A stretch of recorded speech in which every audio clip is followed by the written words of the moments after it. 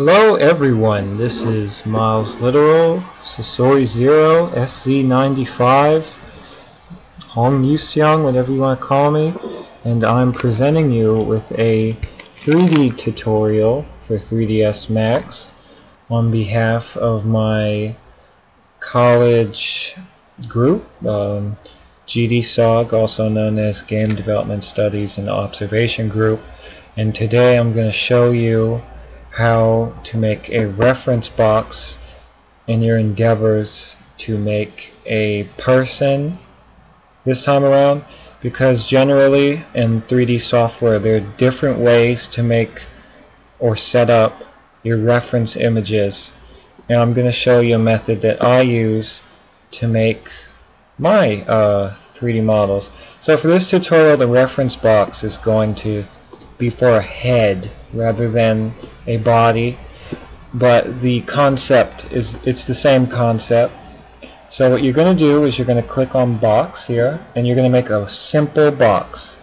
Of course, while doing this, what you're going to want to try to do is make the box just that, a box, not a rectangle.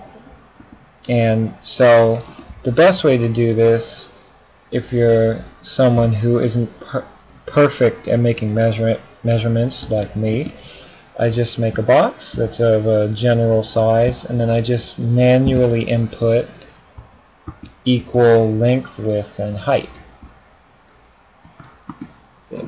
There we go. Okay, so usually what other 3ds Max tutorials are going to suggest is that you manually make this reference image. And how they do suggest that, you might ask, is they suggest you make a plane, so clicking on plane, and you make a plane that's of equal length and width, similar to the box, but then that you also either make this into a poly, an editable poly. So I'm going to go into the modifiers tab, editable poly, and select the edge, click edge 1, edge 2, and then holding shift while you are in the vertical / horizontal mode, which will allow you to pull the object, holding shift and then pulling on Z.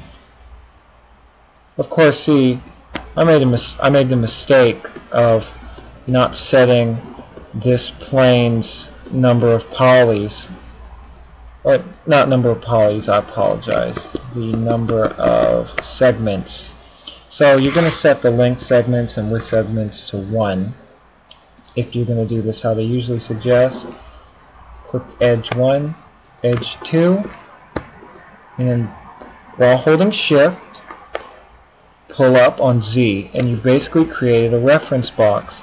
Of course, this reference box you have to manually edit the sides until it's equal, and they usually end up as rectangles, so this can be messy. So I'm going to show you my method of doing the same thing, just a little quicker and a guaranteed perfectly spaced space. So what you're going to do is you're going to select this box, this nice purple box, and you're going to go to the same modifiers list. Now, before you change it into a poly, you're going to right click it and go to the object properties. I'm doing this from my laptop, so I apologize for that.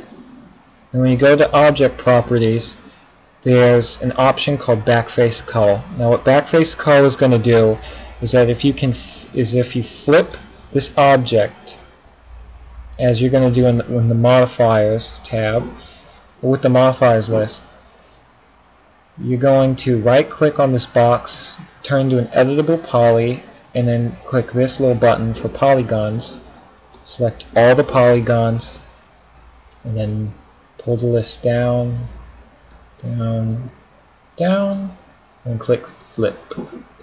Now you basically have the same box, except it's perfectly intact, and you can edit each part of it however you like. Let me give you a bigger window.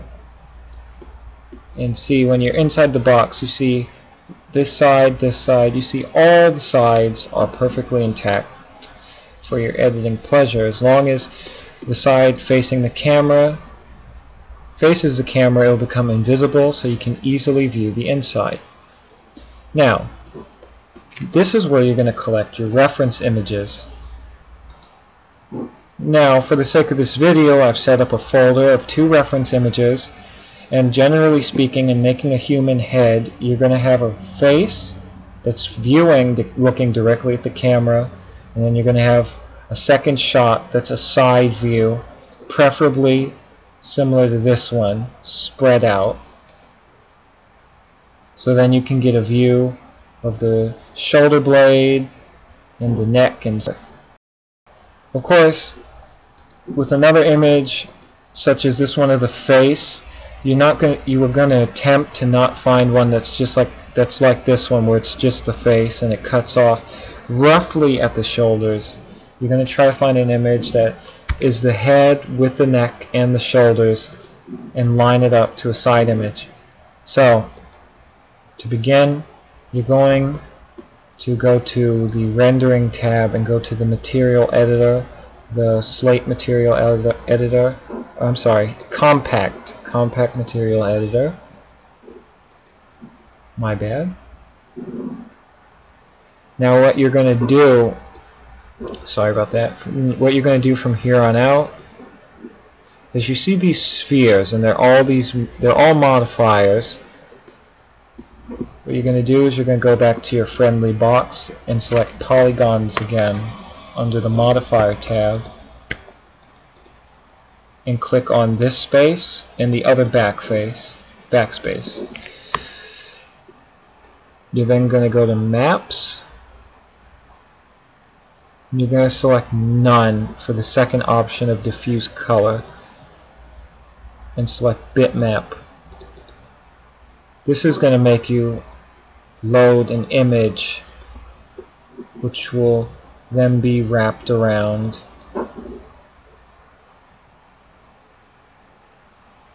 the sphere. I'm going to do this for the second one. Again, maps, bitmap, superstock. You're going to drag the same modifier onto the tab that onto the plane that you've selected.